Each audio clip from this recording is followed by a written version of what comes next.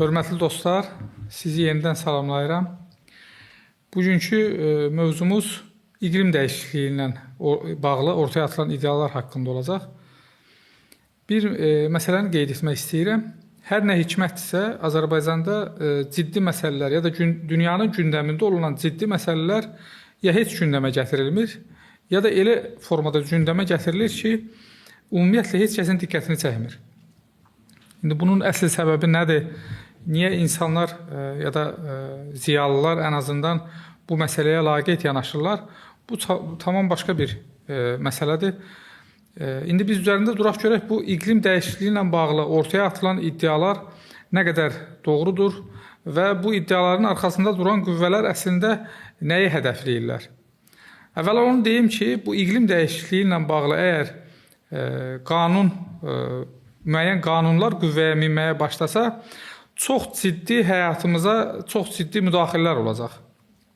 Biz hələ də bunun fərqində deyilik. Yəni, bizim gündəlik həyatımız demək olar ki, başdan aşağı yenilənmiş və dəyişmiş olacaq.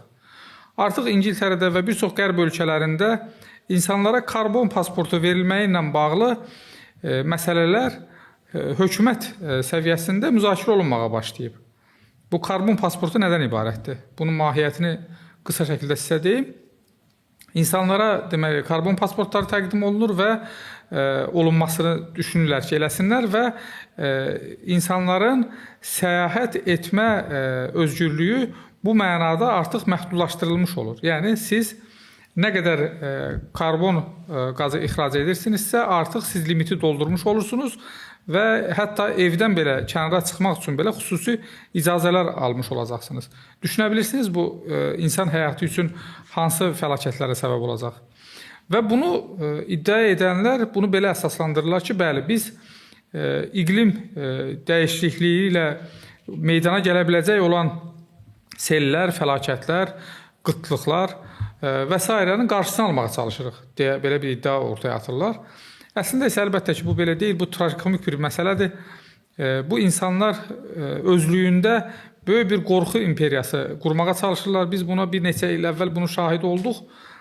Bu Covid məsələsində ki, ortaya atılmışdı və hər gün demək olar ki, eşidirdik, siz hələ də mi Covid'ə inanmırsınız? Sanki Covid bir inanc məsələsidir, sanki Allaha inanmaq ya da inanmamaq, ahirətə inanmaq ya da inanmamaq kimi bir məsələdir. Hər gün media vasitəsilə bu bizim şuur altımıza yeridilməyə çalışırdı ki, mütləq önləyici tədbirlər görülməlidir. Və sonra nə oldusa, bu Covid ilə bağlı minlərlə yox, 10 minlərlə məhkəmə qərarları var, deməli, xüsusən qərb ölkələrində və digər dünya ölkələrində hansı ki, onlar şikayət elədilər, hüquqşünaslar, alimlər şikayət elədilər ki, bu ciddi mənada böyük bir fırıldaq idi. Yəni, bunu şikayət eləməyinə baxmayaraq insanlara bunun təsirləri hələ də davam elədi və yenə də nə hikmətdirsə bizdə gündəm olmadı bu məsələ. Ya da oldusa da çox cüzi bir miqdarda oldu və insanlar bunu sanki olmamış kimi unudub və getdilər. Oysa baxın, görün, Amerika Birləşmiş Ştatları Başkanı Trump Birləşmiş Millətlər Təşkilatında çıxışında nə deyir bu haqda? İqlim dəyişikliyi gəlmiş-keçmiş ən böyük fırıldaqlardan biridir, deyir. Və axmaq insanlar tərəfindən ortaya atılan bu təxminlər ölkələrinə böyük bir sərvət itirdəcək və bu ölkələrə uğur əldə etmə şansı verməyəcək, deyir Trump. Baxın, hərdən Trump da doğruları deyə bilir və öz dövlətinin milli mənafeyi baxımından çox önəmli bir açıqlama vermiş olur. Bilirsiniz, bunun arxasından çox kütləvi şəkildə siz təbii olanlara əlçatmazlıq, yəni siz təbii olan nə varsa, bu günləri onsuz da onlar məhdudlaşmış bir çərçivədədir. Yəni siz şəhərdə yaşayırsınızsa əgər, daxil olun böyük marketlərə, görün orada siz təbii olan və faydalı olan nə tapacaqsınız? Valla mən düşünürəm, mən bir şey tapa bilmirəm. Bilmirəm siz nəsə tapa bilirsiniz oradan yoxsa yox. Yəni, bir də düşünün ki, hər hansı bir kəndlərdə ya da şəhərkənarı yerlərdə bu qadağan olduğunu düşünün. Məsələn, tutalım mal-qaranın saxlanılmağı, toyuq cüzənin saxlanılmağı. Bu arada bu pilot ölkə olaraq Türkiyə seçildi bu iqlim dəyişikliyi ilə bağlı qərarların həyata keçirilməsi üçün və artıq Türkiyədə böyük şəhərlərin ətrafında xırda heyvanların və toyuqçanın saxlanmağı belə qadağan edildi. Yəni siz bunu yəni çox bəsit formada, yəni sadəcə mən diqqət edirəm, baxıram ki, bunu bəlli başlı monopolistlərin işte ətin qiymətini artırmaq üçün ortaya atdığı bir iddialar kimi qələmə verirlər. Xeyr, məsələ bu qədər də bəsit deyil. Ümumən əgər siz görsəz ki, artıq inəklərə qarşı, artıq böyük bir heyvan və quş kütləsinə qarşı bir savaş açılıb, buna da heç də təəccüb eləməyin.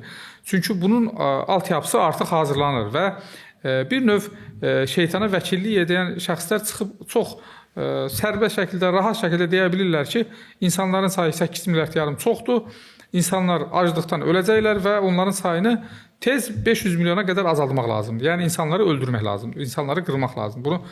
Bunu deyən insanlar sıradan insanlar deyil ki, bunların əlində istər ticari resurslar olsun, istər digər resurslar olsun, çox ciddi resurslara sahib olan insanlardır. Hətta dünyanın ən varlı insanları da bunların içərisində daxildir ki, bu iddialarla ortaya çıxırlar.